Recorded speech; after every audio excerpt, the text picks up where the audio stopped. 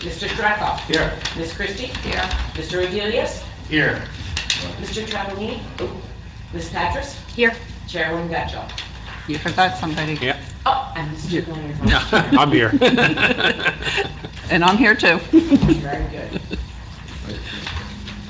Open public meeting? Yes, please.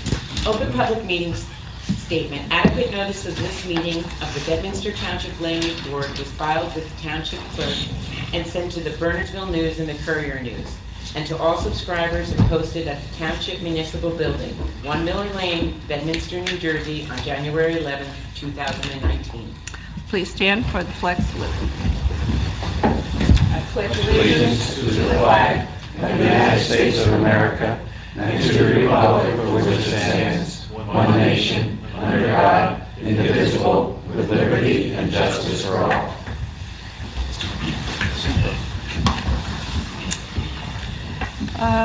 Okay, we can go right, I guess, to our first application at Hamilton Farms. Public comment? I can, yeah. Good evening. For the record, Tom Malman with Dave Pitney on behalf of Hamilton Farm. This is an application for site plan approval for a new indoor golf training facility at the club. The application complies with your ordinance. The new facility is near the existing clubhouse by the existing driving range. Won't have any impact on neighboring property owners. We just have one witness for you, Mr. Kennedy to my right. And if you'd like to swear him in, we'll begin our presentation. Do you swear affirm to tell the truth, the whole truth, and nothing but the truth to help you God? I do. And please state your name and address. Ronald Kennedy, 265 Main Street in Gladstone, New Jersey. Do you confirm for the record that the board recognizes and accepts Mr. Ronald Kennedy's qualifications as a professional engineer and professional planner? Thank you, Mr. Collins. Yeah. So we have, I think, 3 boards, Ron. Why don't we put those up? Well, if I can put these in. Yeah. First one's A1, which is an overall aerial exhibit, November 14, 2014. I'm wondering, Ron, if this is going to block view of some of the members. Can you see it over here? Is that I'm going to okay? move it on this side. If I put this here, can you see that? Yeah, does anybody from the public need to see it? I guess we're okay. I guess, okay, yeah, that's fine. I can see it. Okay.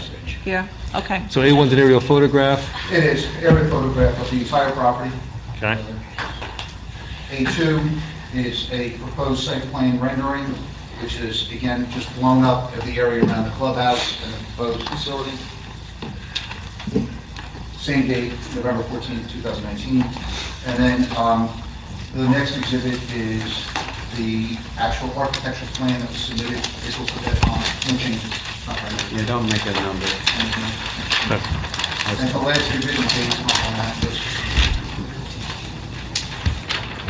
September 23rd, 2019. Thanks.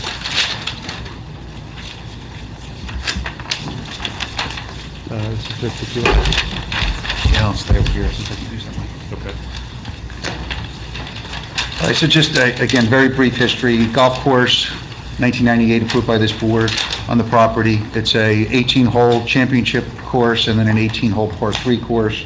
Lots of other facilities on the property associated with the club. Came back in 2005 for some renovation work, and then in 2014 for a clubhouse expansion, where we took down a tent and we ended up coming and putting a permanent structure, replacing basically a tent and the expansion of the locker room. What year was that, Ron? 2014, that was done. Time flies and now it's fun. I started that in 1998, we started that project, so it's been a while.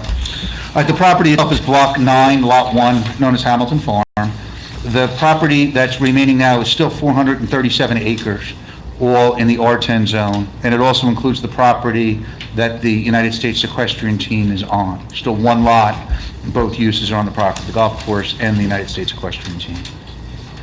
The exhibit that is A1, just again represents the whole property. Along the top of the sheet is Fowler Road, which is the Peapack Gladstone and Bedminster border.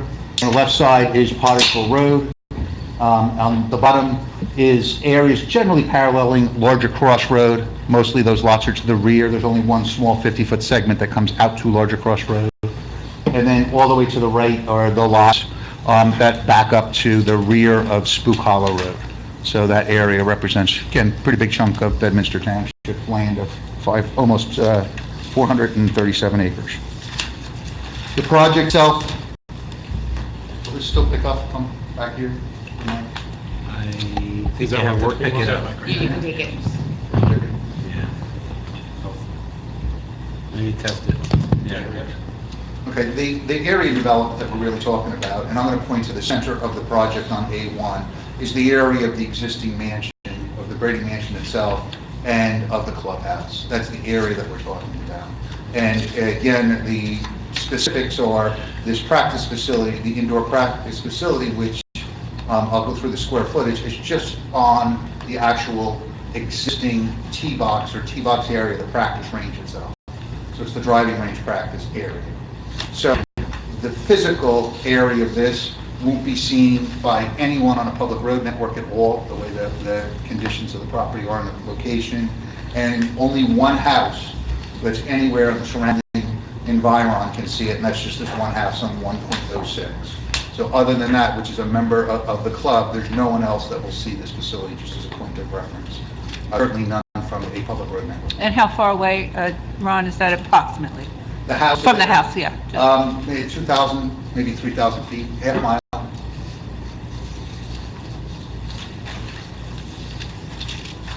And so showing the site plan itself that we submitted on A2, I just took a zoomed in image.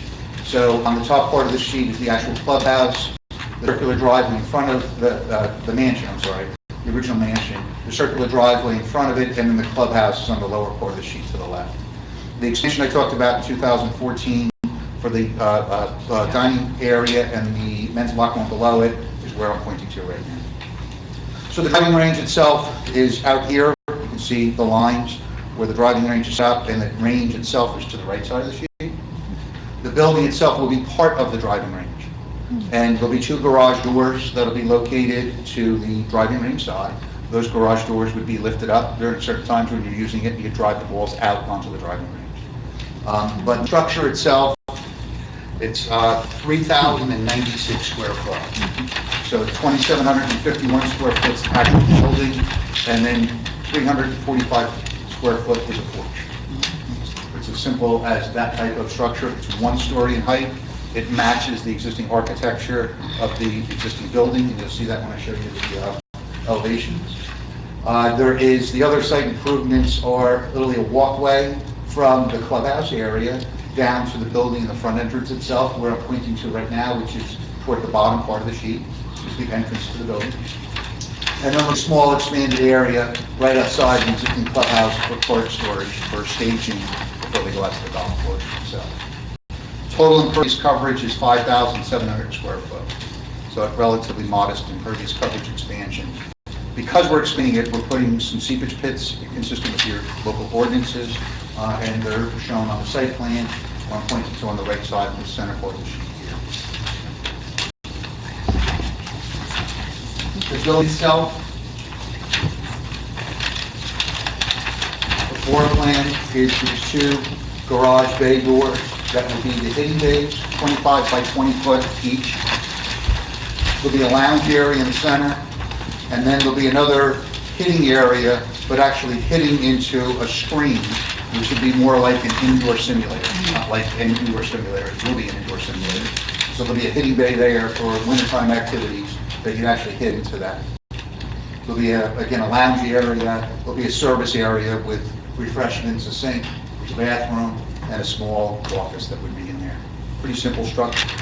You can see the elevations. The one on the top faces actually to the driving range itself, and the one on the bottom part of the sheet is where you see the garage doors looking from the actual driving range back towards the clubhouse.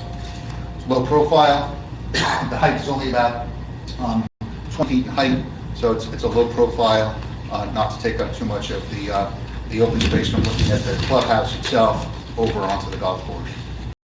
In the report from Mr. Banish, he asked if there's any additional parking proposed or signage or lighting. No, I mean, again, this doesn't generate additional traffic by doing this. This is for the use of the members themselves. It's not a high volume usage. The area that the iron space would be that you're putting in is going to be wintertime activities. This time of year, you'd be going there, so the club use is going to be minimal that would be actually on the property. And it's, again, to this board, it's similar to the ones that we've done on the other two golf courses, both Fiddler Double and the Trump Golf Course. It's the same type of facility.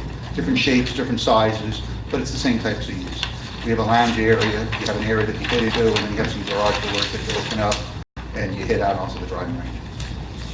The report from Mr. Furrow, have you seen that, dated November 11th? I have, Just raises a couple of questions about locations of some facilities. yeah, well, there's two force mains actually that we have to relocate for there. For the convalescence near the retaining wall. We'll detail those out when we get the mechanical engineer involved in the project for the detailed construction. And we'll What is the force main? There's actually two. Oh, there's two force mains there. Sanitary what is sewer. it? Yeah. One is from the back of the mansion itself, and it pumps from the back of the mansion up to the treatment facility, which, if you go back to A1, is back halfway between the clubhouse itself and where the maintenance facility is, where the old barns were. There's a treatment facility. Thank you. So that's one of the force mains. Second force main is from that treatment, after it's treated, the disposal field is actually under the driving range, out in the center of the driving range. So another force main back to get back to the driving range. So force means there's a pump pushing. Correct, yeah, and it's a small diameter pipe, it's not gravity, it's pushing. So those two have to be there. And then we haven't identified that there'll be a water service coming out of the clubhouse to this building, and then same thing, a sanitary sewer line. Oh, bless you. We'll detail that out and put that on the plan.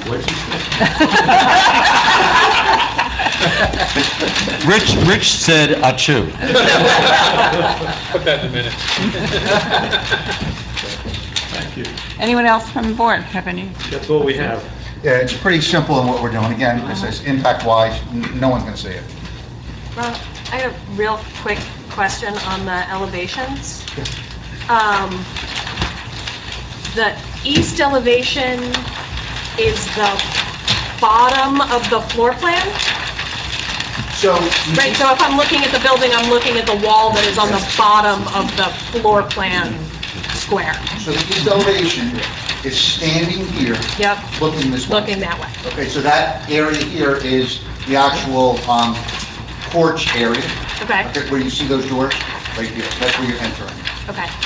It looks like you're missing a window.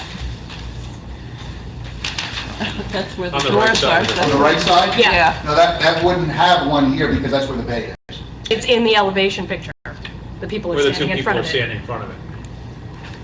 Oh, right there. Well, let me just check it. On there, right here. Yeah, that may be a blacked out area. I can ask the architecture here if we want to talk about it, but there may be some. Maybe. My understanding is there was no lights up to those areas. Okay. I mean, it would look weird if it wasn't there, but Yeah. I didn't see the opening on the floor plan, That's a good point. so. Wind up being in the garage, otherwise, yeah. Yeah. Right, it would be in the bay. Right. I mean, if it's just an architectural detail, that's fine. I just wanted to make sure I was looking at the right side of the building. Yeah, functionally, they don't want people from the outside going into here. You know, Right. we go through these sliding doors to control the folks that go in there. But again, generally, it's a low volume space. It's not a lot of activity that rushes in and rushes back out again. Okay. But that is a good point, that those people, some of them here. Yep, and the left side of the building is below, half bit below grade, it looks like. On, where you see the people, the one person up on the left side of that Yeah. elevation, that is the area that is up near the clubhouse where the golf cart storage is. So that's where they stage the golf carts. So that's a half a level up, it's about 6 foot high. It doesn't represent that at all. How's that? You got this nice Palladian little architecture thing going on here with, 3 panels of glass symmetrically, 2 panels of glass, and that's not what's shown on the plan at all. On the floor plan. Well, there's a window here, correct? That's Yeah. this window. Okay, these are It looks like a double window, and then there's a double window separated by Yeah. like 3 feet of wall, which isn't on the elevation. Yeah, it's Here, in here. front of home. Right, Oh. behind the highlights here, or the color. Right, it's- That would be there. And then the one that's missing is there's not a window. There's a window on the right side of the Yeah, building. that's That's here. what's throwing me off, that the people are. Will there be one? There should be Will another. the, Window there? No. will the For the facade, one here. No. maybe we need the architect, maybe, because it sounds like we gotta figure out.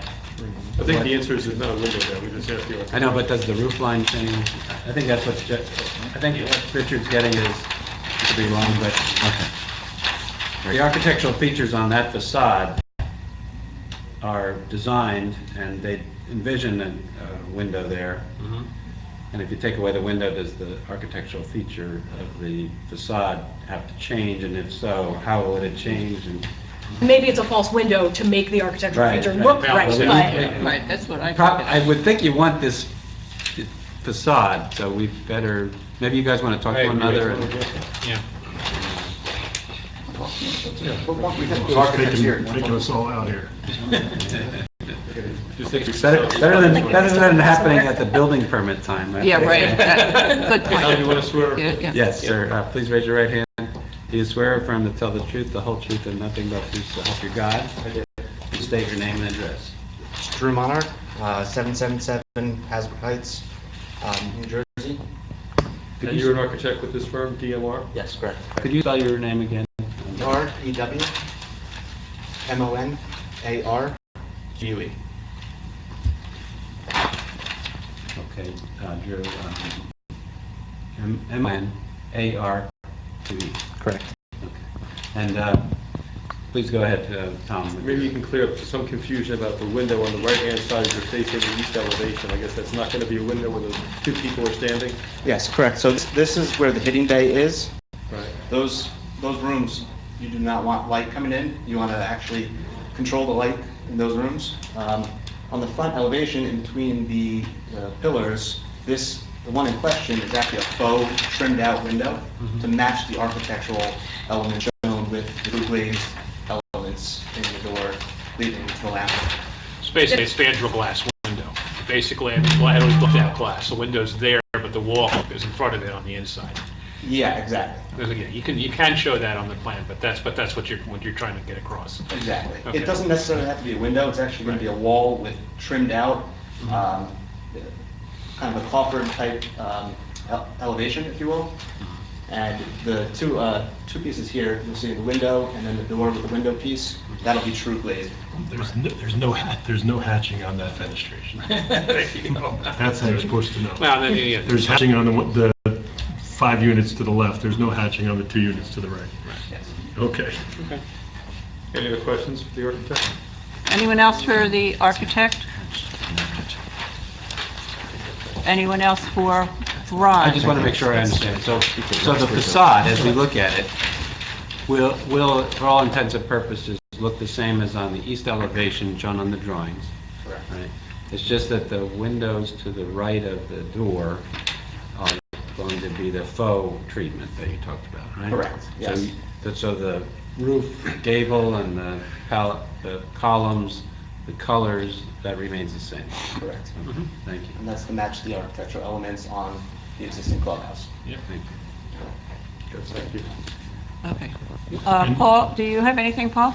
No, just had those relatively minor comments in my letter. Okay. Yes, go ahead, Nick. On the huge drawing, there's an area called proposed topsoil stockpile area. Is that a temporary thing, or is that going to have some topsoil that's going to be used all the time? Temporary, yeah, just the construction. As part of any soil conservation district, we're supposed to show any area that shows the stockpile area and show silt fence around that. So it's truly just temporary effort. And then the topsoil goes back into the district areas and the excess gets pulled off. It's a phase. Yeah, thank you. Okay, we'll open it up to the public. Is there anyone who has a question for either our architect or our engineer? Seeing none, we'll close. So if the board Okay? would Tom, I entertain think it, we're- it's a motion to approve the conditional use and preliminary and final site plan amendment of Hamilton Farm as described this evening, with the conditions being Paul and Frank's reports and standard conditions, and that the east facade will appear as shown on the architectural drawings, but with the faux trim window appearance to the right side as explained by the architect tonight. And I imagine you want to pursue effective immediately, so you take advantage of the weather, or what's your... I don't, I'd like to say that, but we're not going to Necessary. be that, yeah, it's just not necessary here. Our timing is, it's going to be another month or two before we're ready, so I think we have time, Tom, for the resolution under normal conditions, so. But if you want to grant that relief, I mean... I never heard Ron argue against it.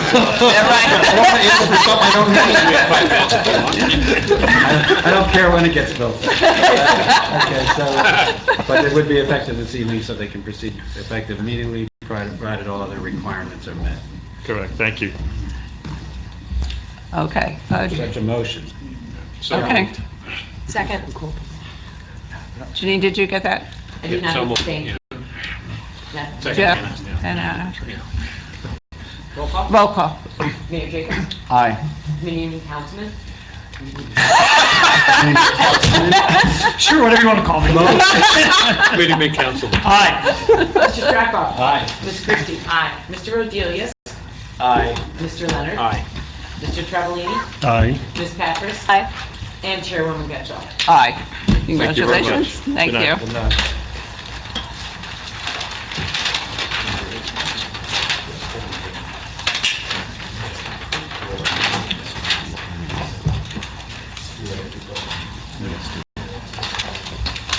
Before we go on to our next application, I just want to open it up to the public. If there's anyone here who has anything to say that's not on the agenda? Okay, we'll close to the public. Planning board, anybody have anything to say about the planning board or anything? No? Because I have two people who will be leaving us shortly. Committee may I was counsel. going to mention that John Bellardo, this is really from the Township Committee, John Bellardo has been in contact with Mr. Collins, and I believe with Attorney Melman, who is making his exit regarding the developers agreement associated with one of the zoning board applications. And John will be presenting that to the township, I believe, either this coming meeting or in December. So just a quick Okay, it update. has to have two hearings, is it two? Is that I think it's a resolution. a resolution? I don't think it's an ordinance. No, right, it wouldn't be an ordinance, so you don't have to have... approve a developers agreement. Yeah. But I didn't see the actual draft yet, but I'm sure it's going to be fine. I'm sure. Usually a resolution of the committee. You're right. To approve. Right. A resolution, an agreement. Yeah. I didn't know if you had to announce it twice at two different meetings or No, not. I don't believe so. You don't think so? Okay. No, just for curiosity more than anything. We don't get to see that or vote on it. No, you guys made it a condition of the approval, and then you put it back to Passed it township on. committee. We passed it on to the committee. Yes. Anything else?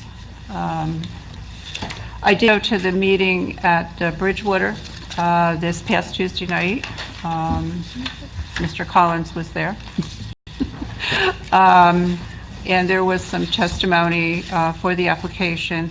The only thing I would suggest is that we have a copy of the traffic study that was done by Dean, Gary Dean, just so that our traffic engineer, Chuck Olivio, can have a copy of it and review it and just make comparisons as to what was there when Sanofi was at full gear and fully occupied. And just, just have it on record so that we have it, and if there's anything he suggests, I'm sure he'll make it part of what we need to know for Edminster. But other than that, I don't really have anything else to report. So Janine, can you do that? Can you reach out to Chuck Olivo? Paul, if you want to do so as well, get a copy from Dean and Dolan of the traffic report for the Center for Excellence application. And if you could, just copy Carol and me when either in the transmittals to Chuck or upon receipt.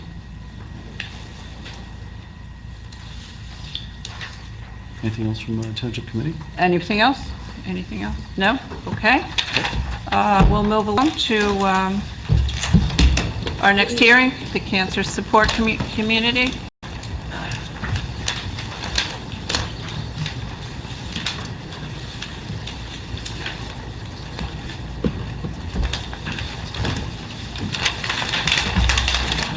Good night, gentlemen. Good night, everybody.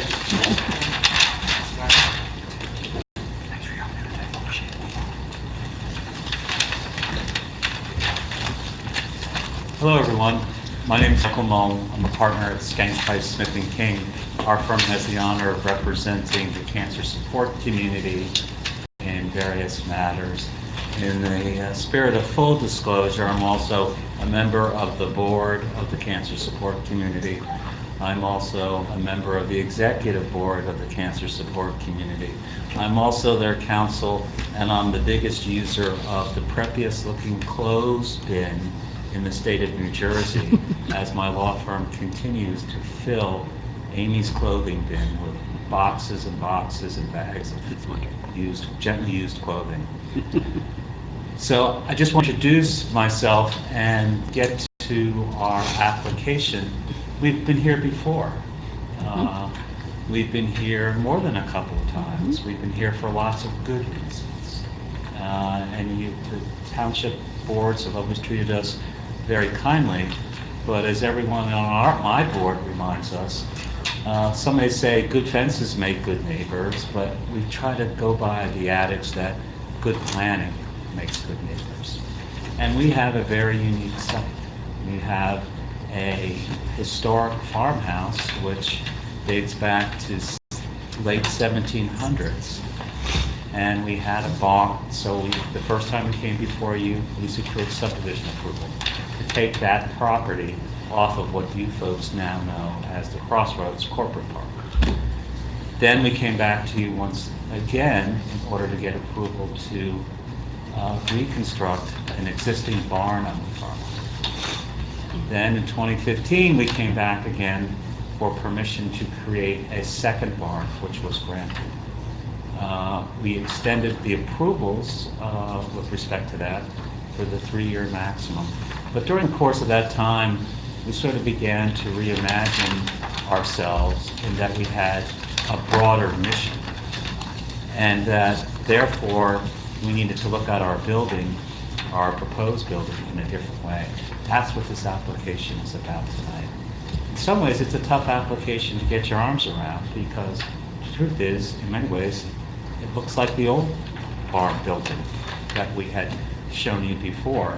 I think probably in a lot of different ways, it's snazzier, it's more architecturally pleasing, but the real difference is, as a result of this reimagining of the interior space, we come back to you with a need for amended approval because our usable square footage has gone up.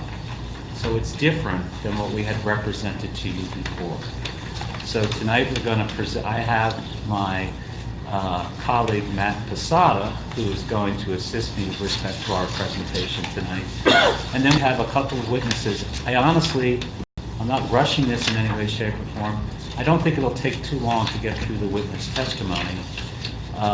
But we will spend a little bit of time sort of reminding ourselves and you a little bit of what we're about, what we said to you before, and underlying what we need in terms of relief, because we have a couple of variance applications. So we'll present the testimony of Amy Sutton, who has been involved in many of these applications in the past. I begged Amy not to tell everybody who's connected to cancer support community to show up tonight, because in the past you've been overwhelmed by our quote-unquote supporters. And so Amy will tell you a little bit about the project, what led us to this point. Then we'll have testimony on the part of Mike Hicks. Mike is an architect designer with Gensler, which, as many of you probably know, is it's an international design firm that ironically has offices in Morristown. And Mike and his company have become strong supporters of our organization, and they have led the quote-unquote reimagining of the interior of this particular building. And then we have, as I told everyone, it was time to get the band back together again, and we have my favorite Stiers, Craig Stiers, as our engineer slash planning commentator, if you will, who will also take you through that aspect of the application. So we have difficult, delicate mission in terms of as a charity, but we're pulling it off in a great many ways. While we are part of a national, we have an affiliation with a national organization, the truth is, as Amy will tell you, we're a separate 501c, and we have created, in many ways, our own path.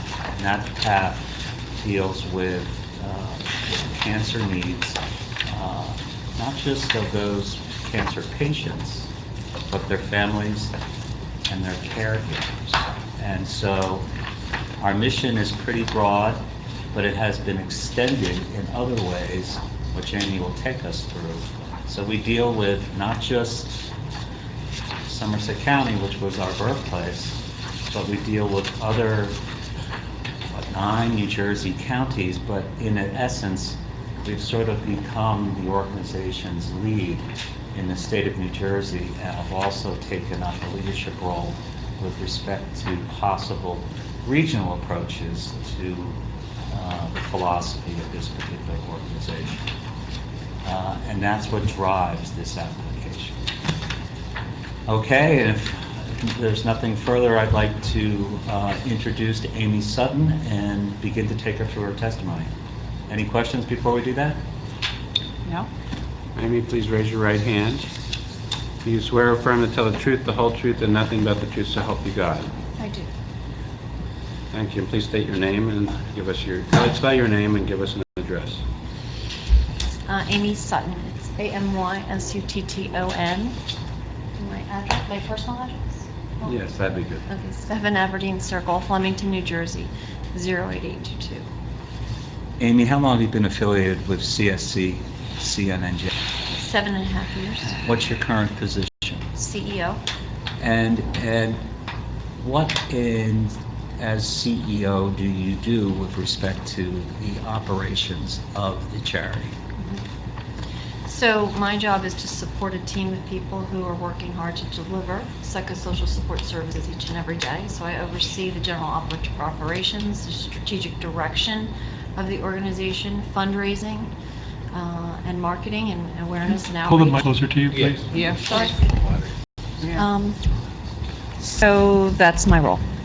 And in connection with your employment responsibilities, have you involved in matters pertaining to the property that Yes. comprises CSC? Yes. And you heard me talk about the prior applications that we've made to this particular board.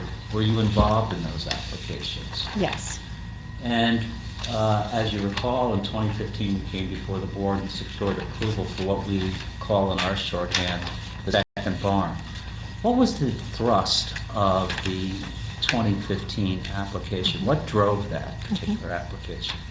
So while our organization focuses on a wide range of services, that includes nutrition, and that aspect of our mission, which is actually the number one issue that cancer patients face in the area that they are least likely to receive services, warranted us really dedicating a space to that work. And I think what's important to note is that the space in which we deliver programs is equal to the programs that we're delivering. It is part and parcel with what we do, and the environment matters. Okay. And when you say that the environment matters, what kind of environment are you striving to maintain or promote? Well, because we're dealing with psychosocial issues, typically we're looking at smaller group settings, to create a sense of intimacy so that people feel that they can express how they're feeling and not be afraid. Larger groups tend to prevent that. So generally we see smaller groups working together through issues that deal with the effects of cancer on their lives. Are all of CSC's activities centered on the Bedminster site? No. In fact, much of our work is centered outside the community. We're doing outreach across central and northern New Jersey and putting social work resources out there to help address and normalize issues around cancer and connect people to services. Please give the board some sort of sense as to how large your staff might be present? We have 10 people, one of which is part-time. Okay. And do we make use of independent contractors? We do. And is that with respect to the programs we offer at different locations like hospitals Mhm. and the like? And is part of the group's mission involved in reaching out to underserved communities? Yes, we actually have an initiative around that now. Something's changed, right, in the last couple of years, in that it's just not about nutrition, a concern about nutrition, but what's changed? What has changed the focus? And how has that impacted on the building? Yeah. So let me just say that this is actually our 15th year in operation. All of the services that we offer are at no charge. And over the last 15 years, we've delivered more than 88,000 hours of programs and services back to the community at no charge, to more than 12,000 people who've come through our doors. And since I came to the organization, I've been very clear with the board that since our vision is to ensure that nobody faces cancer alone, we really have to focus on what does that look like? And so the reason why some of these things are now coming to the surface, nutrition and families, is because we're working to address significant unmet needs in the community. So when you think for a moment about families and parents with children, parents with cancer raising children, most of those families go without services. Even for a child with cancer, many times siblings are going without psychosocial support services. So our entire goal is to address those unmet needs when it comes to families. And of course, nutrition, we see significant gaps, both in terms of access to nutritional counseling as well as adequate resources to deal with issues around malnutrition for patients in treatment. And then just ongoing in terms of people wanting to change their lifestyle and dealing with cancer in the process and struggling with how to do that. And so it's through a community support and the services and programs that we've developed that we can help people with those issues. So in terms of the reimagining or redesign of this particular second barn building, how does our commitment to children and families play in terms of the design? So with the plans that are in front of you, I think one of the most important things for us is to create a dedicated space away from adult programming for these kids.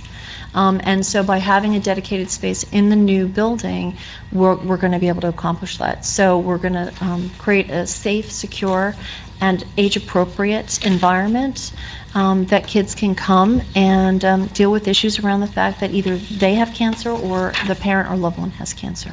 Now, this isn't daycare or anything like that, Correct. right? Yes. So we typically, our interventions are about an hour to an hour and a half. And so this is not, in fact, a daycare setting. We're dealing with psychosocial issues related to cancer and the family. And so, as a result of this commitment, is the basement space now become something much different in terms of what we imagined in connection with the 2015 application? Absolutely. You said the sessions run sometimes an hour to an hour and a half. What time of the day would they run in that regard? So because we're dealing with cancer patients and their family members, our programming starts at 10 a.m. And runs not every day, but generally midday for kids, because a lot of kids are in school. We're typically dealing with school-age children. You're talking about after 3:30, we're seeing kids in the early afternoon, evening, and Saturdays. So one of the concerns that the board's going to have and talk to people about relates to parking issues. No matter how you cut it, it's a small, limited property. And what impact do you believe the expansion of our perceived use will have, if any, on our parking load? So I think it's important to understand that the volume of activity is directly related to staffing, and our staffing levels are changing. In fact, as you know, there's no room to change the staffing levels. We don't have any office space, basically. So the space is not necessarily the issue. What the space does for us, it gives us a more appropriate space in which to deliver programs. But as far as parking, we don't have any issues with parking right now because the way our programs are staggered and the fact that we do not have people staying for the day with us, they're coming in and out, it's a more fluid process, we've not faced any parking issues. Okay, so thus far, it appears the parking is more than adequate? Yes. What about in terms of the programs that have been in place for a very long time, in terms of the different support groups? Do you find that people carpool or ride share in any way, shape, or form with respect to that? We do find that, especially the groups that have been in place a long time, people tend to be very connected and want to go to lunch afterwards or, go to the store afterwards together, so yes. So with respect to the future of CSC, the building plays some role in that, right?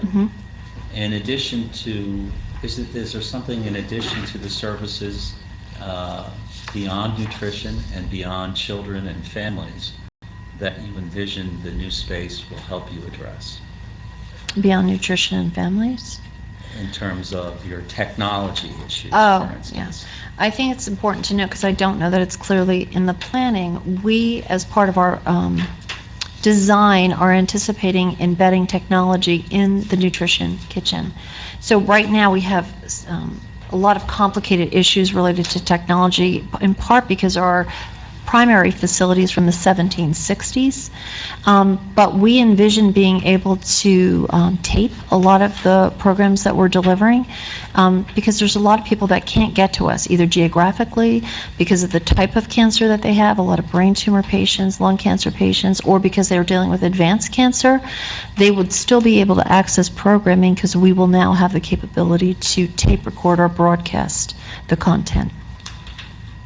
Now, we'll hear from the architect and engineering folks, but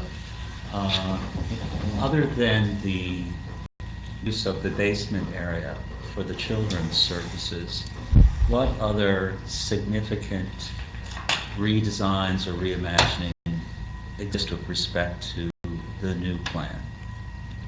I think one of the things, we learned a lot after the first building was built. We have patients in the winter, for example, that have to wait in their cars in between programs.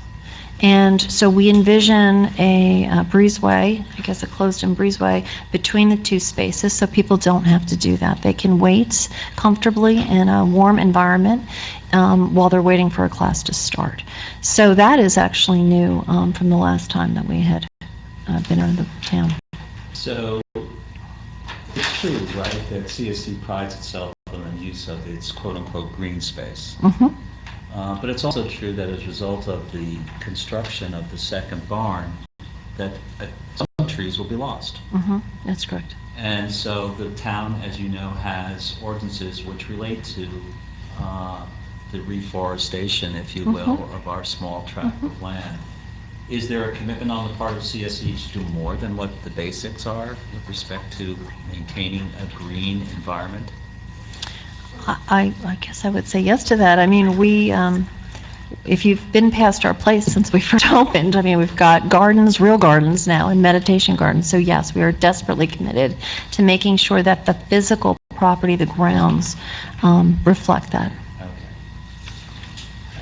I don't have any further questions of this ordinance, other than one. Is it true that there is a ghost in the old house? Yes. Ghost's name? Oscar.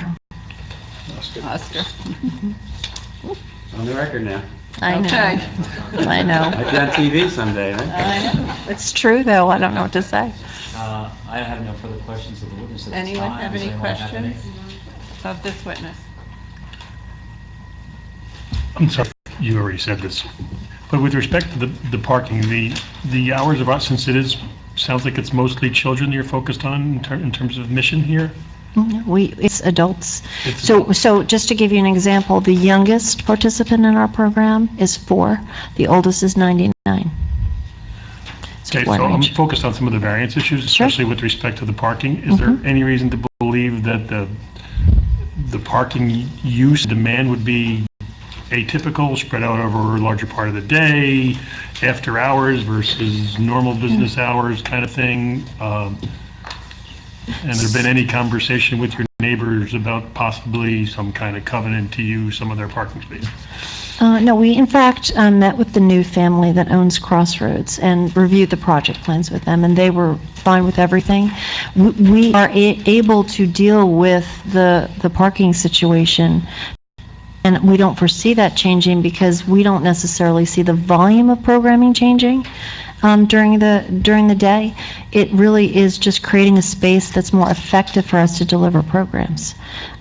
So I don't see that as an So issue. operationally, you don't see any more demand on your space, just that you're going to be able to offer a little bit more space to do it?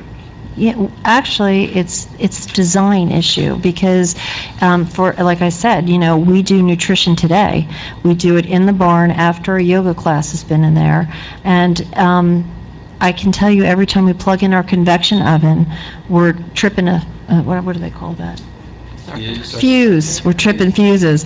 So the space was never really intended for that, and yet, so for having a space that is more appropriate will make the experience better for the people that we serve.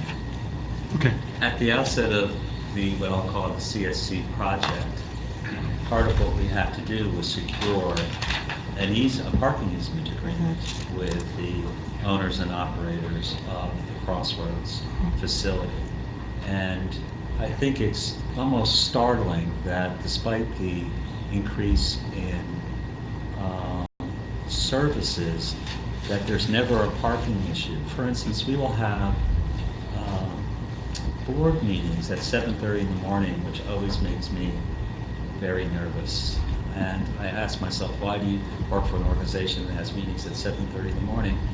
But even when we have a pretty large and robust board, even when we have cars from the board members, there's no sense of, I'm correct, right? There's no sense of overcrowding in the parking lot.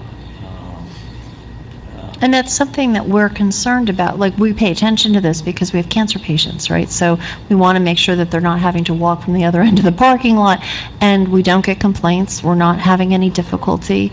And I think, I've been with the organization for 7 years, and it's been pretty consistent. I think it's fair to say that in the event that if we were forced to confront such an explosion of people coming to the site, which I think is highly unlikely, which I'll talk about in a moment, that we would identify some of our local neighbors for negotiating rights to make use of a small amount of their parking. But again, the factors that you ultimately need to consider is you've got a large portion of your staff that go out and they're gone for the day. You have people who come in at different times for limited, I don't want to call them short bursts, but for limited periods of time, whether an hour and a half. So there's sort of that constant turnover in terms of the traffic pattern, the parking pattern within our community. And the truth is, as Amy mentioned before, what we have is a situation where, because of our commitment to intimacy, kind of a funny word to talk about, but delivering the services in a particular personal, intimate manner, we can't hire lots of people. That would be counter to what we do. We may hire lots of independent contractors to help us in terms of our outreach efforts to the disadvantaged or underserved communities. But in terms of home base, what you see is what you get. And as boards talk about and worry about issues of intensification of use, it's just different. For some reason, we're just different. And we have a track record within the township that talks about, we've proven how different we are, we've proven how we've made it work, etc. The one thing to keep in mind with respect to this site while it talks about a full array of services, I always go back to being a longtime member of the Somerset Hills Y. And I look at that place and it's just constant motion, constant activity, constant volumes. This is not the Somerset Hills Y by design. And we'll never be able to approach that, whether it has 1 bar, 2 bars, or 10 bars. It's just not going to be there. All right, my better half, Mr. Posada, will take you through the next witness. I'm not sure if this question is best for our engineer or our planner. What is driving our requirement for 22 parking spaces? Is that because it's office research zone? The square footage of the building. And it's office research zone? Yes. And So I it was- think the way I hear the testimony is, this is not a typical office use where one person comes for each piece of space. Multiple people come together. So the 22 is driven by a typical office use, Yes. 4 per thousand, 5 per thousand occupancy and things like that? Yes. Okay. All right. Evening. How are you guys? Good. Good. As my esteemed colleague, who also happens to be my boss, just said, I'm Matt Posada. I'll walk you guys through the architectural engineering testimony and also the variances as well. Just for way of ease, do you want to qualify both professionals at the same time, Yes. or as they go along? Let's do both and have them both come up. They have to go out of order, and we don't mind that. So, gentlemen, please come to this mic, and please raise your right hands. Either mic. Do you swear or affirm to tell the truth, the whole truth, and nothing but the truth, so help you God? I do. And please state your names, spell your last name, and give us an address. Mike Hicks, Hicks, address is 662 Amwell Road, Hillsborough, New Jersey, 08844. Craig Stires, 43 West High Street, Somerville. Thank you, gentlemen. We can confirm for the record that the board recognizes and accepts the qualifications of Craig Stires as a professional engineer. I don't think Mr. Hicks has testified here before, so we need some qualifications. I'm sure that we can keep it as short as you want to. Yeah, but can you please explain to the board your educational credentials and also what other boards you've appeared before in the past in the state of New Jersey? Okay, I'll do my best to remember. I went to Temple University, it's where I got my architectural degree. I got my license in 1992 from the Board of Architects. I know I've testified in Chester, Nutley, somewhere up north. And your license, is it still in good standing? Yes, license still in good standing. That's fine. The board will recognize and accept Mr. Mike Hicks as a registered architect. Please, now, go in whatever order you want, and we don't mind if you need to go out of order, too. Sure, sure. All right, so Mike, since you're standing, all right, let's keep going. Did you have an opportunity to visit the subject property? Yes, I have. Is the subject property in the ORV zone district? Yes. Okay. Are you familiar with the township zoning ordinance and master plan? Yes, I am. And are you the one responsible for drafting these architectural plans that are before the board tonight? Yes, myself and my team. Okay. Can you please explain to the board what is being proposed here tonight and what has changed since the last approval? Sure. As Mike had said, we brought in and we came in to re-image the project, so to speak, and bring forth some of the new criteria that was presented. So we had looked at the site, some of the existing conditions, and hence a little bit of the change of the building shape based on what was existing there. Meeting the program requirements, the building grew a little bit. We tried to keep somewhat within that footprint of the building. One of the things that we had read in the documents of previous information was when the building was short, huh? You want me to stand? No, I'm fine. That the building would be nice if it was attached. So that's one of the things that we looked at, is to make the building attached to the other building. Then, therefore, part of that growth in the building is the attachment, kind of the portico, the entry to the building area. through there. So those are some of the changes and a little bit of the shape, and we also looked at heights of roofs and materials and so on and so forth in that. Great. You had prepared a slideshow for tonight's hearing. Yes. Would you mind walking us through it? Sure. Perfect. Do I need to start the projector Yes. here? Okay.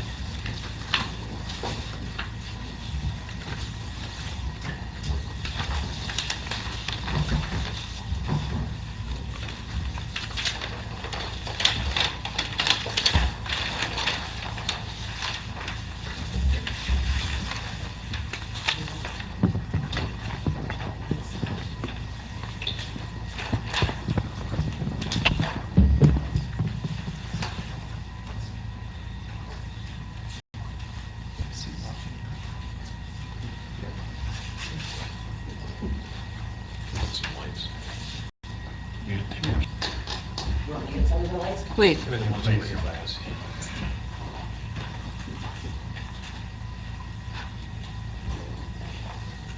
That's better. That's better. Mhm. Thank you. I'm assuming I just hit the space bar, it will forward. Okay.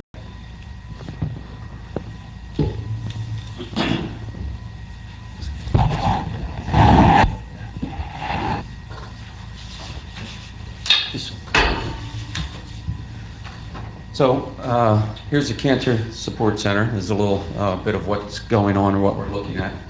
Is this working? Yes. Okay. Mhm. So here's a little quick plan of what's existing and the proposed building as well on there. The A, B, C, D, and E are just the kind of the views that you can see as you're going in, and you can see through there from the parking area looking onto the site. The B is the existing barn that is in place there. C is looking out towards, it's the open area right now. That's where the proposed building is going. D looks back at the existing house through there. And then the E is just a little photograph. It's a little, what we would call a white box that we just generated from our Revit model in here. So this is a little closer view showing you where the existing building is, the new proposed building attaching to it. Still kind of trying to maintain some space in between in the garden area, keeping some of that area through there and the existing building.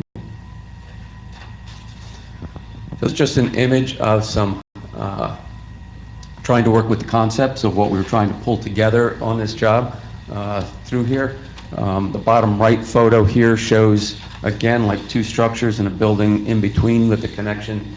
Very hard to see here, but there's a connection between the building on the right and the one in the center at the bottom. There was a glass connection between that. So that was a little bit of an inspirational image for the project that we were working through.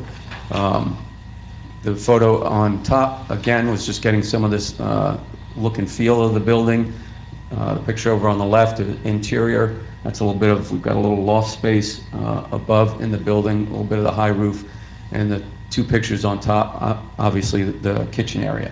All this was a little bit of the inspiration used when we met with the board at the Cancer Center. Just real quick, plan-wise, there's some things that we did for,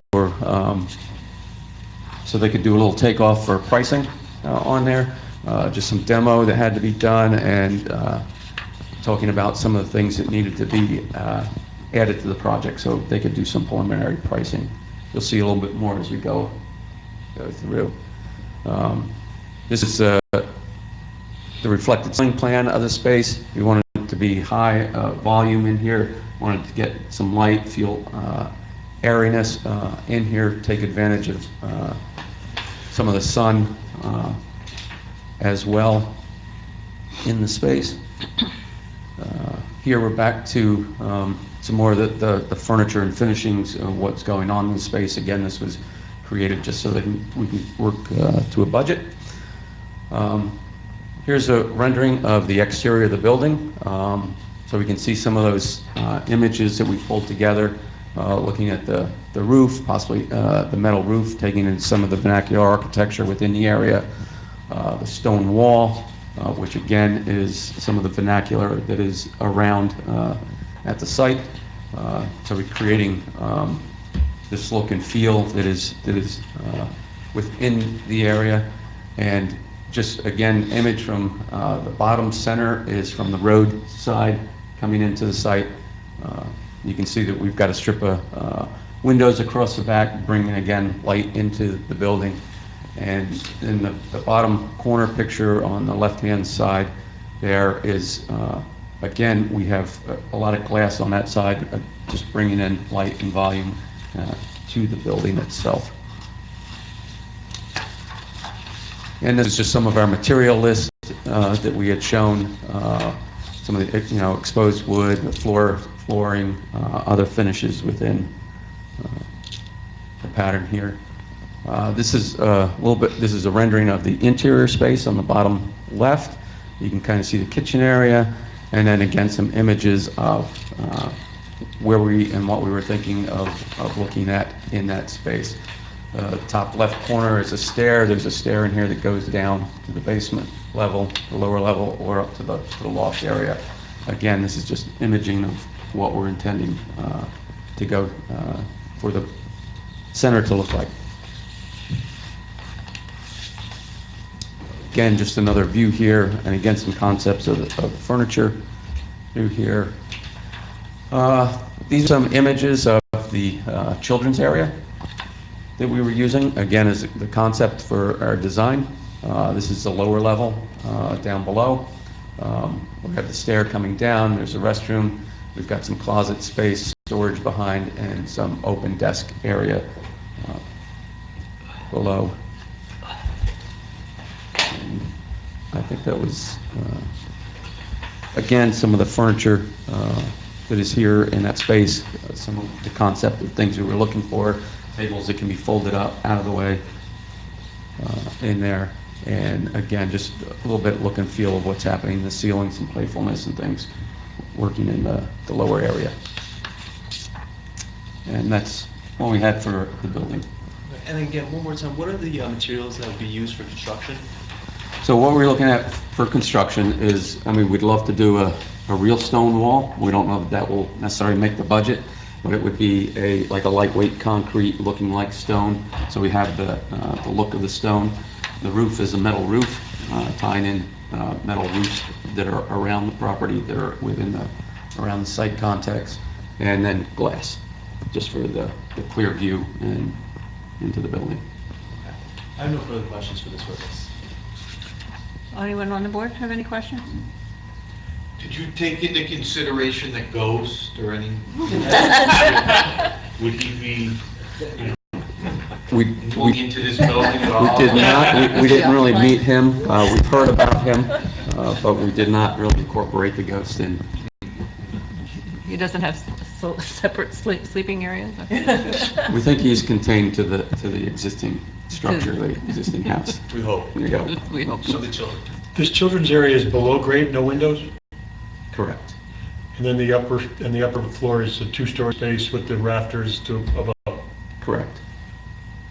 And the glass is oriented for southwest light, or where's that? I'm not really clear on what the orientation is. Yeah, I got to get it back in my head. So, southwest light coming in. If I can go backwards here. Let's see if. So, it's hard to see. We have a pretty big overhang on the building. We have a 3-foot overhang to take care of some shade. We open the end up a little bit more where the kitchen area basically is through there, and across the front, just above the stone on this side, on the center picture in the front, is a strip windows, but that's pretty much protected by shade through there. Okay, since you're the architect, I saw in the record here that you did get a historic preservation people to review and approve this? Yes. Any particular comment about the, in my mind at least, the lack of historical context? None that I was aware of. If you like, we can call Amy back up. Yeah, but she should come up, please. Thank you so much. In fact, the woman who chairs that committee had referenced that she felt it actually looked like the school down the street. and so she could reference similar designs throughout the area. So in fact, I was anticipating a lot of questions. They did not have many, and basically had no issue with it. They were all unanimously approving of it. So the fenestration is completely different from the existing structure, kind of a more contemporary solution there. While some of the materials used are in context of standing seam, the stone wall, whether it proves to be stone or not, is all contextual, but it's just the fenestration, the roof line, and things like that kind of give me a little bit different reference point. They had a full committee. And they had too. no concern whatsoever with No, that. they had a full committee. Well, that's their job. I have to be satisfied, Amy, yes. this proposed imaging that you're showing here tonight is the same imaging that... They saw the exact presentation. Perfect. Okay. Anyone else on board? Yes. I take it that angular wall in that one part of the room is because you're staying away from a pipeline underneath the ground? Correct. There's a setback that runs along the side here, hence the angle. Anyone else on the board? Rich, I don't mean to change anything, but yes, you do, the Historic Preservation Commission does their review, but you should never feel totally constrained by their approval. Their view is for historic preservation. They have a charge, they have an ordinance. You're the planning board and zoning board in this situation, so you do, and you're dealing with a use variance for floor area ratio increase. So you have discretion about what you would recommend and prefer, and that can go sometimes to the appearances. So I don't think you should know that, and then, but I'm not going to direct you in any way. Okay. Change anything. Mike, the purpose of the additional space though in the basement is to create a more safe and secure environment for the children, correct? Because as we know, adults can be sometimes intimidating. True, yes, correct. I have no further questions for this witness. Okay, I'm going to open it up to the public, but I don't see anyone, but, okay, close it. Next witness? Your next witness, please. Thank you so much. Thank you. Thank you. I'd like to call Craig Sires. Prefer this on that side with this big... That's kind of in the way here, Yeah, the fine. podium. Maybe you could, if you could, usually we're over this way, so maybe if you bring it over this way, just make sure Ann can see. And are we done with the slideshow? Can I shut that off? And the lights back? Yeah, the lights can come back. Go Yeah, back over in that corner, that would be good. That way, almost everybody, I think, can see pretty well. Yes, you have the A1, today's date.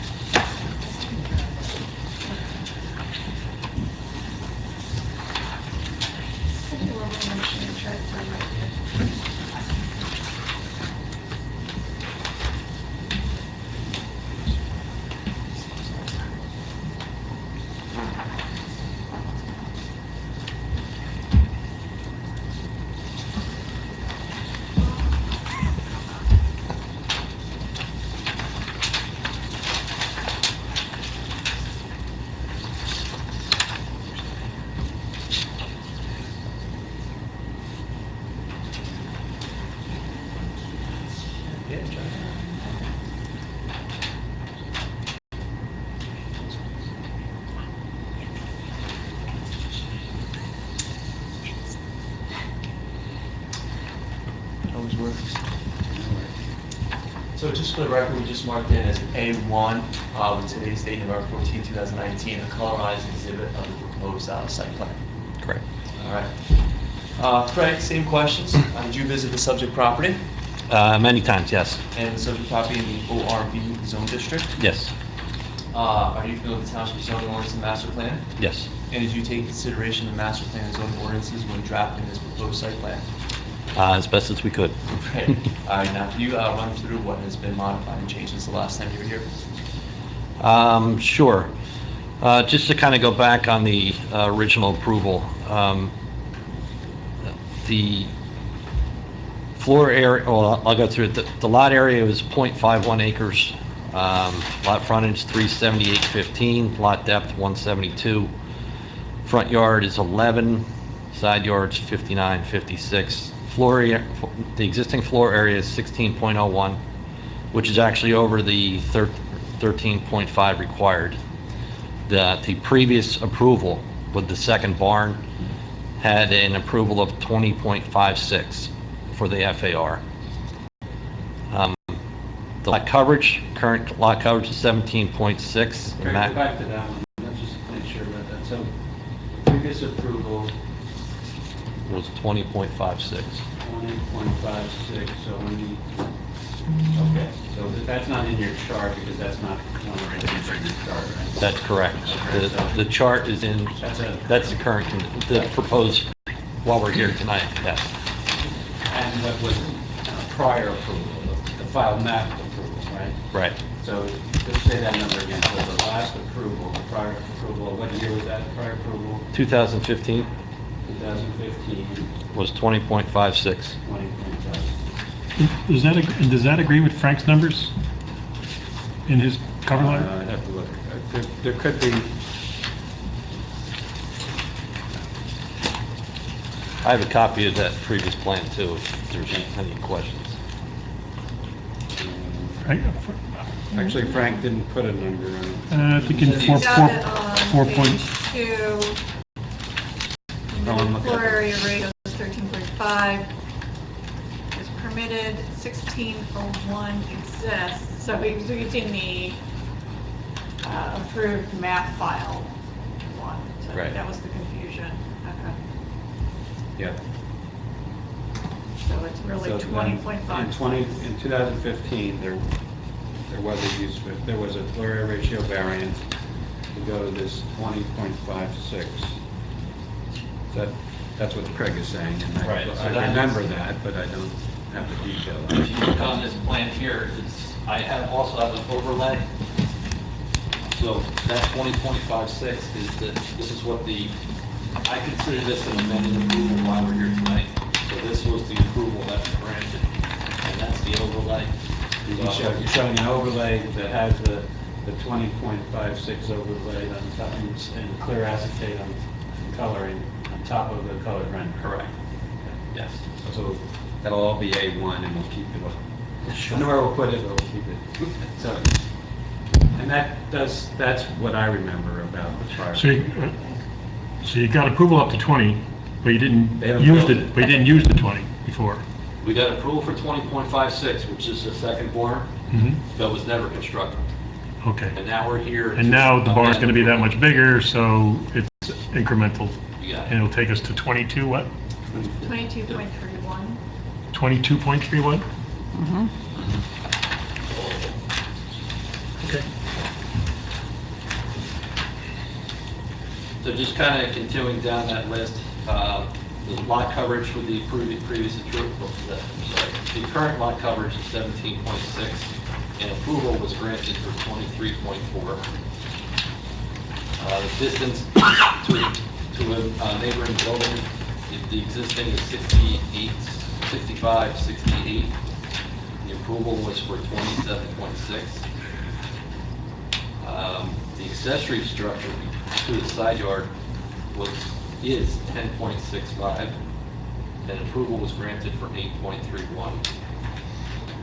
And the accessory distance between the accessory buildings, 65.32 is existing, and approval was granted for 10. And that 10 was really the distance between those two structures. So that kind of brings us up to speed of the existing and the previous approval. So now going forward, again, a couple things which we just kind of reiterated. Cancer Support Center received approval for replacement of the barn that is there now for additional services in 2012. In 2015, they returned to the board for an additional barn totaling 1,010 square feet. There was a small loft over top on the second floor, and that was the additional square footage. And that was for, as Amy said, kind of the culinary services, what they were looking to do. And again, they received variances for floor area, radio, lot coverage, building setback, and distance between buildings. And obviously, that was never constructed. As Mike said, that at the beginning of the year, they just kind of looked at this and developed a new program, what they wanted to do, and worked with Mike Hicks, the architect, to develop the building that was just presented to you. So that building, it's proposed to be a 1,155 square foot footprint. The foyer that they're talking about, the connection between the two buildings, 157 square feet. There's a second floor loft of 490 square feet. And then the basement would be the same as the first floor, 1,155 square feet. So really the difference, I think, if we try and narrow this down to, assist the board with the decision-making, is the one thing that they have added to their program is the children's space. And like Amy said, they wanted to kind of get the children separated from the adults. So in order to do that, they added the basement space to the proposed building. And obviously changed the footprint a little bit of the overall building. And I think that was to improve the design of the overall scheme of the building. And it did increase in size a little bit, but I don't think it's really significant, as you can see on the overlay of the rendering that I have before you. So as far as the engineering items for the project, it's pretty self-explanatory. I mean, it's the building. We are taking out some of the pavers in front of the existing barn to try and reduce some of the impervious coverage. So there'll just be one paver walk that would come into the foyer, and then you can go either way into either building. And part of the last approval, we worked with Paul, and we did need stormwater management last time. We were going to put the care of it under the pavers. But between then and now, I also did the project for Crossroads, which is right next door, and that was a reconfiguration of the parking lot. And one of the things was we kind of looked through the history of that project and the beginnings of it. And there's a large detention basin, which is shown on the plans now, of which the Cancer Support Center, formerly known as the Johnson House, is part of. So the stormwater management is already being handled by that detention basin, so there really is nothing we need to do for this increase in square footage. So, and we did supply a drainage report to Paul for his review and approval. Yeah, there is some modification to the control structure in the basin. Well, I think if you look in the report, I kind of incorporated the Crossroads and the Cancer Support. And I did show if this was done by itself, there is no change in runoff. But if they're combined, then the modification will be needed. So it's really more the onus on the Crossroads when they do their project to make that configuration. Okay. So. And can you also explain the lighting fixture details you have in your plans? Those are really carryover from the previous approval, so there's really no change for that. I would expect that the lights on the walls would be on either side of the foyer as you come in, and then an additional light where the walkway meets the existing walk. And there are a couple lights there now, so we pretty much just match up with them. I expect them to probably be about 8 foot high. Just enough to light up the walkway getting into the facility. Now, according to the township's plan report, there are 4 bulk variances and 1 D4 variance for floor area ratio. Some of them are pre-existing, some are being intensified by the proposed improvement. Can you just walk us through those? Sure. I kind of went through the existing conditions. Obviously, the lot area is substandard, but in existing condition. Lot frontage is substandard, but in existing condition. Lot depth The front yard, side yard, those are all substandard but existing conditions and also previously approved. The floor area, I just want to make a correction because there was a correlation between Mike's plan and mine. So the floor area ratio we're asking for is actually 24.12. It's a total square footage on the, what would be 5,358 square feet, which equates to 24.12. The lot coverage proposed would be 24.5 and 35% is required. The distance between buildings, 26, 50 is required. The distance to the sideline, 8.31 was shown on the plan, but it's actually 7.75. Let me show you, that was my mistake. 7.75? Yeah, what I did was I showed 8.31, which what the former was, so it's just a little bit closer down to the corner. So it's about a 4-inch difference. Now, is that to the edge of the building or the overhang? It's to the actual edge of the building, Because the ordinance talks about the closest point of the building. so that'd be the overhang. Right. And The overhang on the back side. yes.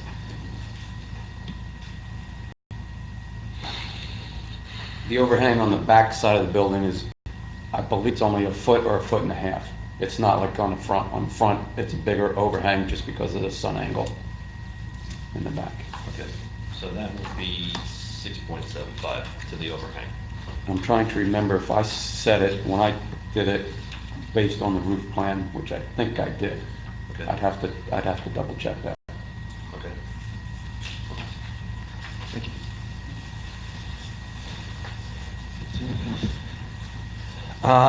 Yeah, and that's, and then the actual distance, or accessory distance to building, 26.26 and 50 is required. So that's really the, the description of the variances that we're looking for tonight. And then also the parking as well. Yes, I'm sorry. And then there's currently 12 parking spaces that we have within an easement on the adjacent property. And like Paul said, based on the square footage, we technically need 22 spaces. But as Amy has testified to, one, they have not had any problems to this point, and they've been there for 15 years. Secondly, even though they're expanding the buildings, it's for their program usage. It's not an intensification. Really, the historic building, for lack of a better description, is limited in size, and their staff is, what she said, is basically 4 to 5 people. So those 12 spaces are, like she testified to, are adequate, and they're not intensifying it. So I don't see any real change in the demand for that, for the parking. So that, again, the 12 would be adequate for their uses now. Okay, and would you also say that this site itself could accommodate the proposed improvements? Yes. Okay, would you describe the proposed use, the support facility for the patients and their families to be an inherently beneficial use? Absolutely, yes. And inherent beneficial use could satisfy the positive criteria for both any D4 variance relief? Again, I'm not a planner, Correct. but I can, and if you look at the resolution from the previous approval, I can kind of just read through, and those bullet points that Tom was nice enough to put into the resolution so we can look at that, but I don't see any of those things really changing from the original approval to this approval. Yes, it is slightly bigger, but it does fit onto the property. It is integrated into the property itself, as well as the architecture of the Pluckerman Village. And as the Historic Commission has also agreed and approved. Okay. Would you say this proposed improvement is consistent with the township's master plan zoning ordinance? Again, not being a planner, but I would say so, yes. From your review? Yes. Okay. I have no further questions for this witness. Anything from the board? Of course. Of course, go right ahead. Two things, Greg. You talked about the easement for the 12 parking spaces on the adjacent property. Yes. Are those designated in any way? In the field, I don't think they're designated in the field, but we, as part of the subdivision, I think it was before 2012, we created an easement, an access easement that does follow these 12 parking spots right here. So it goes up and then obviously it needs access out to Burke Mills Road. They are physically delineated legally, but probably not in the field. But I think, you know, their program and staff know which ones they are. Okay, so they're supposed to be those 12 nearest corner Yes. to the building? Correct. Okay. Since your prior approval, though, like, as you mentioned, Crossroads has been in to expand their parking. Yes. Has the demand for parking on the Crossroads site encroached on their availability at any point? They're fenced off, it's not a separate lot, it's probably very difficult for anyone to enforce. Do they, you know, are there days when they don't have spots available? I hear it's not, I understand that there's not a demand generated by the center that is encroaching on the 12. I'm worried about the neighbors who granted the easement in the first place encroaching on your easement. Sure, I understand, and I think Amy would be better suited to answer that question. If I may call her up. Sure. She's here. I think the answer is no. I mean, the fact of the matter is, and I'm there almost every day, at some point during the day, that other lot is not being used, and they're not using our space. Oh, you shouldn't have given them a variance to expand their parking. Well, I can't speak for that. At the same time, speaking on the Crossroads application, number one, they haven't built that yet. Right. They haven't changed the building yet. Right. Yes. So that was based on trying to get tenancy Right. and the ability to Well, say, based on yes, we a projected demand, not yes, necessarily we an have actual a demand. parking, but I don't, since they haven't built it, I would presume that they haven't found a tenancy yet. So, you know, that could be one of the reasons it's a little lean, so there's plenty of parking out there now, so. Well, if that does happen down the line, will that be a problem? No, because these are dedicated spaces. It's dedicated to you now. Yes, and like Amy testified to, doesn't feel that she's even using up her 12, so I think the 12 is adequate for, you know, existing and proposed conditions. I'm not sure if my next question is for you or for the architect. But at what point does the ancillary structure become a separate building, and at what point does it stop being an expansion? Because one of the variances they're looking for is the space between the two structures. If they slammed them together, it would just be one structure expanded, no? Yes. Yeah. Right? And so the. So this is just for architectural purposes, they decided to separate them two because perhaps the structures are different enough where they wanted to, you know, not slam I them think there's together. a sewer easement going between the two buildings. Pardon me? I think there's a sewer easement going between. I don't know if it's an easement, but there is sewer. What we did last time was keep, because if I'm not mistaken, the ordinance requires at least 5 feet between accessory structures. 15. 15, so we couldn't go to 15. They wanted two separate structures. But I think Rich's question And is. now they want- why is The only it- reason why they need a variance for the one variance is because they decided to separate the two buildings. If they slammed them together, it would have been an expanded single building. And that's As why they're not opposed- asking for a variance now for this separation. No, but they need a variance from the principal building, which I is the understand. house, to this new expanded barn. So there can be two structures on the property, and before there were three. Right. But you're right, Rich, that's why there's no variance for between the structures. Right. And the question of when does it become principal is much more complicated. Probably if it was attached to the main house, they'd have to get a variance for all the setbacks. So the main house is the primary The main structure, house and is that's the just. primary use, the primary structure now. Is that change, you know, is there going to be use here? Yes, there's going to be use here. But if they were to connect this to the primary house, primary structure, that probably would require a series of variances for a primary use to be closer to the setbacks than is proposed, than is allowed in the ordinance. They're not asking for that now. Which is, again, also unlikely to happen because there is a drainage easement Between. the two, yes. And hence the reason for the angle on the building. Okay, so that's the gap that we're Yes. talking about, not the gap between the two Correct. smaller structures. Yes. Okay. All right, thank you. You're Anyone else on the board? No? Okay, we'll open it up to the public. Not seeing any. Paul, anything else? I had a couple of comments in my letter, and I assume they're easy Okay. enough to address. Yeah, I brought the wrong letter, so I'm looking at it on my phone. But I think the one question I had was, or clarification was about the outlet structure. About that's correct. Comment number 8 would not apply. Right. The rest of them, they're all, obviously, we can work with you to get them accommodated. Okay. And just for clarity, the FAR figure does include the law. Yes. Structure. Yes. Okay. Yep. That's why I wanted to read them all off so we can clearly get it. So, Anything else on Frank's letter? No, I think they addressed everything. through testimony. Okay. All right, Tom, I think we're ready. Can we open to the public? Oh, sorry, I did. I know we closed did it. already. So, let me just check. So, I just want to understand what Paul was saying and Craig. So in Paul's memo, your memo, Paul, item number 8 about stormwater management, that's no longer necessary based upon your acceptance of Craig's testimony that the existing basin is designed to handle the extra runoff from this change to this site, and when Crossroads builds, they'll have to do... They'll have to do it, yes. yes. He needs to address on plan revisions items 3 through 7. Yep.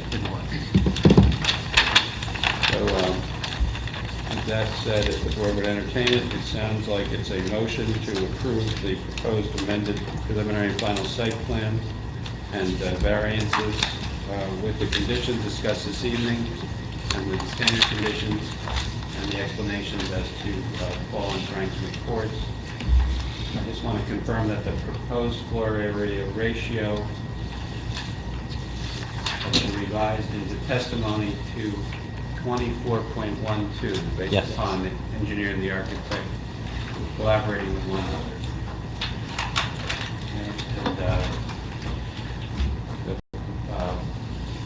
Do you need to proceed effective immediately or anything like that? Are you trying to proceed this month or with construction, or can you wait till next month? So, is there such a motion? So moved. Second. Okay, roll call? Mr. Sharkoff? Aye. Ms. Christie? Aye. Mr. Rodriguez? Aye.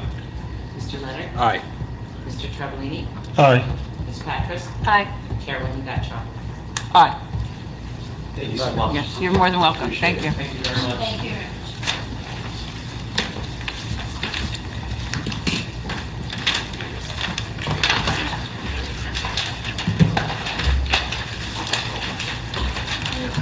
Paul, we want to talk about this application, this new one? Willicott? It's a variance for a modifications to an existing single-family dwelling, needs a setback variance. I will have completeness reviews for both that one and the larger one that came in last week before your first meeting in December. Okay, good. Are we going to do it in the first meeting? No. You will get the completeness review. Oh, the completion, right, okay. We'll then- hear them in the second meeting. We'll see. Let me If you look at can. what they look like, and if it looks like they're going to be good enough to go for the 14th, then We'll put it in. We'll do it. make that decision between now and the 7th, because they'll have to Okay. notice before. All right, very good. And I'll be in contact with you as we look at those. Okay. Also, we want to have an executive session. It's the 12th, isn't it? Yes, I said, yeah, The 12th, it's Thursday. the second meeting, yeah.